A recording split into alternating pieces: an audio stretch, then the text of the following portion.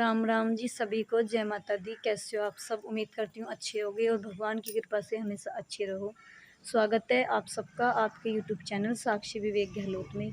जिन भाई बहनों ने, बड़े बुजुर्गों ने अभी तक चैनल को सब्सक्राइब नहीं किया है तो प्लीज़ चैनल को सब्सक्राइब कर लें। और सभी भाइयों से, बहनों से, बड़े बुजुर्गों से हाथ जोड़कर विनती करती हूँ कि वीडियो को ज़्यादा से ज़्यादा फुल वॉच किया करो, क्योंकि आप भी जानते हो कि कितना मुश्किल हो रहा है मेरे लिए। और 15-20 दिन बचे हैं विवेक जी के ऑपरेशन के लिए। डॉक्टर ने तो 15 दिन का ही टाइम दिया है, लेकिन हमें ऐसा लगता है कि 20-25 दिन लग जाएंगे, क्योंकि अभी हमारा पैसों का भी रोटेशन नहीं हो पा रहा है। और आप भी समझते हो कि ऐसे में बंदा कितना टूट जाता है। जो कि मैंने सोशल मीडिया से भी मदद ले रखी है, फिर भी मैं हार रही हूँ।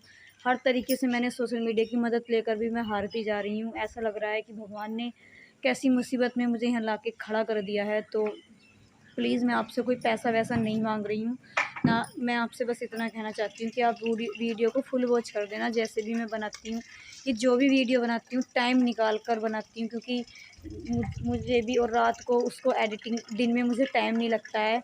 रात को एडिटिंग करना, अपलोड करके सोना, तब सुबह को पब्लिक करना, और एक भैया है उनसे थंबनेल बनवाना, लगवाना, मेरे लिए बहुत मुश्किल हो रहा है ऐसी सिचुएशन में। और विवेक जी की हालत भी आप जानते हो। और देख लो मेरी कंडीशन, मैं आपको कई वीडियो में दिखा चुकी हूँ।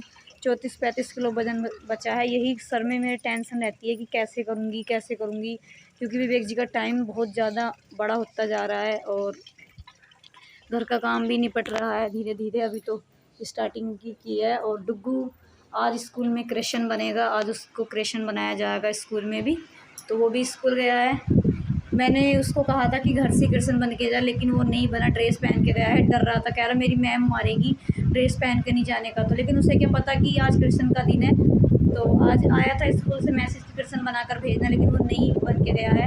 तो मैं इसलिए उसका ब्लॉग नहीं बना पाऊँगी, वो वहीं पर ही बनेगा। तो बेटी देखो लेटे हुए हैं, और मैं आपको दिखाती हूँ। और कमरे का हो रहा है इतना बुरा हाल, आप देख सकते हो। टुकू करके गया है सारा ये, मुझे इसको करना है जल्दी जल्दी से साफ़ सफाई कमरे की। फाइनली मैं रोटी में विवेक जी को हूँ तो साफ़ सफाई करती हूँ। ये मैंने लिया है थोड़ा सा कॉटन, इसको मैं गीला कर लूँगी।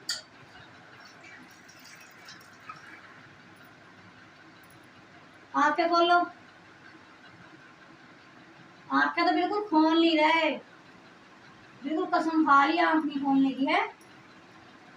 आँखें खोलो, दवाई डाल लूँगी फिर साफ करके इन्हें। हाँ,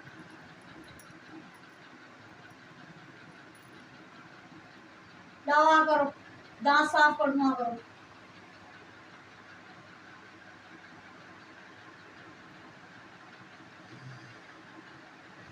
हाँ करो, और करो। बड़ा कर कैसी बारिश।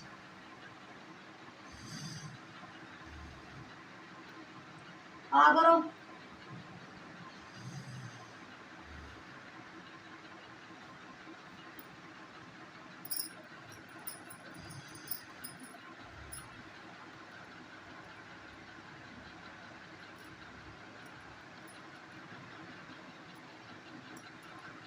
बस यहाँ करो बर्तन ऐसे।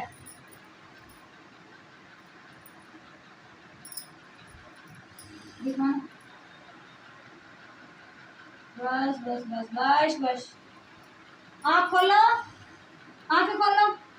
अरे आँखें खोलो, बंद कर रहे हैं। दवाई डाल दूंगी आँख में, लाओ ये वाली दो।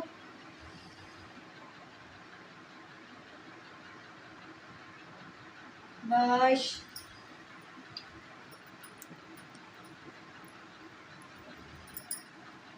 तो ये देखो, मैंने विवेक जी का मुंह साफ कर दिया है अच्छे से, और आँखों में दवाई भी डाल दी है। और इधर देखो, मैंने कमरा भी अच्छे से कर दिया है। डुग्गू सारे में फैला के गया था सामान को, देख सकते हो आप, इधर भी।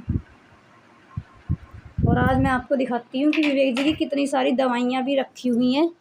ये पेटियों के अंदर कितना सारा सामान मैं आपको दिखाती हूँ। देखो, ये सारा जो हमारा, ये सब विवेक जी की दवाइयों से भरा हुआ है। आप देख सकते हो खुद ही, देखो कितना सारा सामान भरा हुआ है ये। अब मुझे बनानी है घर की सब्जी।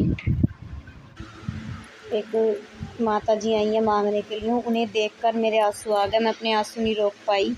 मैं बहुत रोई उन्हें देखकर, यही सोच रही थी कि सेम कंडीशन उनकी मेरी एक सी है, बस फ़र्क इतना है कि मैं सोशल मीडिया पर मांग रही हूँ और वो बेचारी घर घर आके मांग रही हैं। तो मैं उनको यही समझा रही थी कि माता जी तुम ऐसे मांग रही हो, लेकिन मैं भी तुम्हारी जैसी हूँ, मैं भी आपके जैसा ही मांगती हूँ।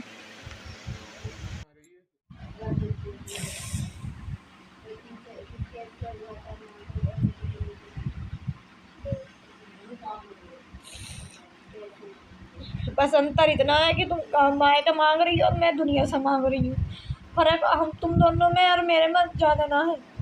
भगवान ने मुझे ऐसे मोड़ पर खड़ा कर दिया लायक।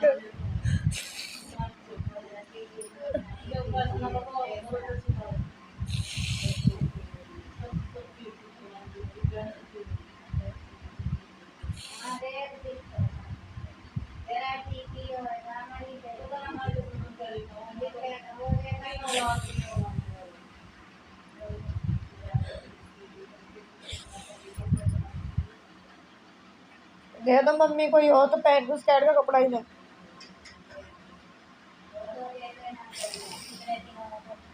2 साल हो गए इन्हें।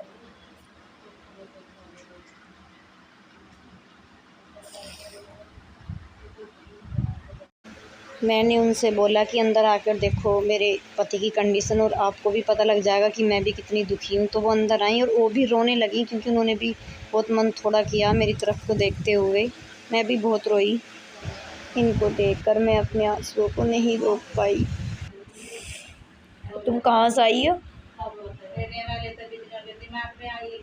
हाँ, दिमाग में ही है इनके चोट।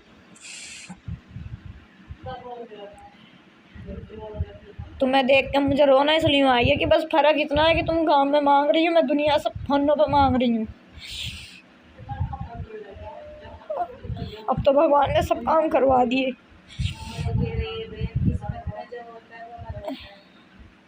मैं उनको देखकर बहुत रही, लेकिन मेरा मन पिघल गया फिर भी। तो मैंने उनकी बेटी के लिए ये साड़ी, अपनी नई साड़ी रखी थी, मैंने भी एक भी बार यूज़ नहीं की है। और ये पैंट शर्ट का कपड़ा उनके जमाई के लिए मैंने निकाल दिया रोते रोते, जो कि मेरी हालत ख़राब हो गई थी उनको देख के।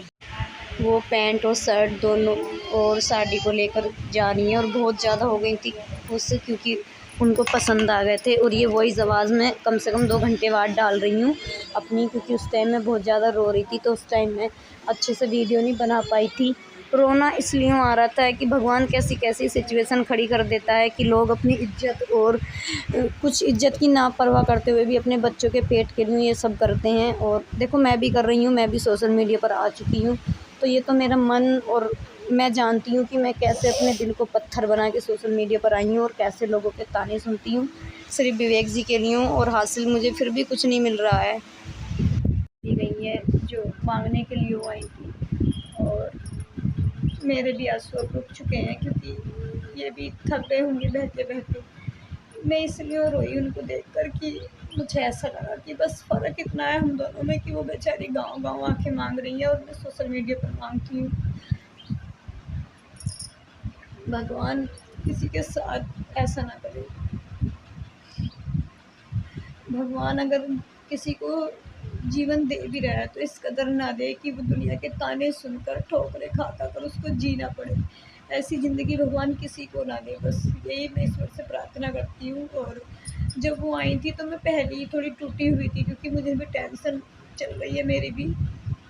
कुछ ऐसे हालात होते हैं घर के कि वो अंदर ही अंदर खाए जाते हैं इंसान को। तो वही कंडीशन सेम मेरी है कि मुझे अंदर ही अंदर कुछ ऐसे वर्ड हैं, कुछ ऐसे शब्द हैं जो मुझे अंदर अंदर खाते हैं और मैं किसी को वो बता भी नहीं सकती हूँ। तो वही कंडीशन थी सेम आज मेरी सुबह से। आज मेरा मन थोड़ा उदास चल रहा था, फिर वो आ गई माता जी। उनको देख के और ज़्यादा कंडीशन ख़राब होगी। उन्होंने भी मुझे देख के विवेक की वाइफ नहीं कहा, पोती। मम्मी से बोल रहे थे कि ये तुम्हारी पोती है क्या? तो अब आप देख सकते हो कि मेरी कितनी उम्र थी और इस उम्र में मैं क्या धक्के खा रही हूँ। उन्होंने दोनों ने यही कहा कि तुम्हारी पोती है ये, इस तरीके से बोला मुझे देख के उन्होंने। क्योंकि किसी को नहीं लगता है कि मेरी उम्र शादी की है और मैं इतने बड़ा दुख देख सकती हूँ इस उम्र में। फिर जब उन्होंने ज़िद की कि मुझे मेरी बेटी की शादी है और मुझे एक साड़ी दे दो, जो कि हमारे पास नहीं है, क्योंकि मैं पहले से ही मेरा मन बहुत करता था किसी को दान करना। बचपन से ही मुझे शौक था। मेरी मम्मी भी कहा करती थी, जब मेरी शादी नहीं हुई थी, छोटी सी थी मैं, तो जो कोई मांगने आया करता था तो मैं इतनी बड़ी बड़ी परात भर के गेहूँ दे दिया करती थी, गुड़ दे देती थी। और जैसे हमारे घर पे हंडियाँ जो होती है बरोसी, वो उसको हाला भी बोलते हैं, उसमें दूध रखते थे, तो अगर कोई चाय मांगता था तो मैं दूध निकाल कर भी उसमें से पिला देती थी। तो मम्मी मुझे डांटा करती थी कि इतना नहीं दिया करते, अपना घर भी तो देखना होता है, लेकिन मैं मानती नहीं थी। मेरा पहले से ही मन था दान करना, मैं बहुत दान करा करती थी, मुझे अच्छा लगता था किसी को देना। तो आज वही सिचुएशन आके खड़ी होगी। मैं बहुत रोई, लेकिन जब वो बोलने लगी, माता ने कहा कि मेरी बेटी की शादी है और मुझे एक साड़ी दे दो और एक पैंट शर्ट का कपड़ा दे दो, तो मुझसे रुका नहीं गया। हालांकि मैं इतनी उस टाइम रो रही थी और परेशान थी, उस बहन उनको देख कर भी, माता जी को भी। तो देखो मैंने तुरंत से बेड खोला, रोती हुई नहीं, मैं आपको दिखाती हूँ, बेड की कंडीशन देख सकते हो आप। मैंने बेड खोला और उसमें मैंने कपड़ों को ढूंढना स्टार्ट किया। फिर मुझे मैंने एक साड़ी बिल्कुल नहीं रखी थी, वो उनको दे दी। वो साड़ी थी रेड कलर की, वो पता नहीं मुझे किसने दी थी, शायद मेरी चाची जी ने दी थी, जब विवेक जी ठीक थे तब दी थी। तो मैंने वो तैयार नहीं करवाई थी, बहुत अच्छी साड़ी थी, लेकिन मेरे मन में यही आया कि उनकी लड़की की शादी है तो अच्छी साड़ी होनी चाहिए। तो मैंने उनको वो दे दी और पैंट शर्ट का कपड़ा दे दिया। लेकिन मैंने ये, आप ये मत समझना कि मैं रो रही थी तो मैंने उनको ज़बरदस्ती दी है, ज़बरदस्ती नहीं, मैं रो अपने हालातों पे रही थी, मैं अपने हालातों पे रो रही थी। मुझे ये नहीं लगा कि मैंने उनको, माता जी को ये दिया है तो मैं इस वजह से रो रही थी, हालातों पर रो रही थी। और रोना आ गया था, क्योंकि भगवान ने इस कंडीशन में खड़े कर दिए हैं हम लोग कि अगर हम किसी को देते हैं तो 100 बार सोचते हैं कि इसको दें या ना दें। पहले मैं सोच रही थी कि 20 रुपए ही दे दें, लेकिन जब उन्होंने शादी की बात की अपनी बेटी की, तो मुझसे रहा नहीं गया, फिर मैंने अपनी साड़ी दे दी कि चलो अगर जिंदे रह गए तो मुझे और मिल जाएगी, अगर भगवान ने सही हालात हमारे पैदा करे तो। बस यही है, दूसरे को देख कर रोना आ जाता है।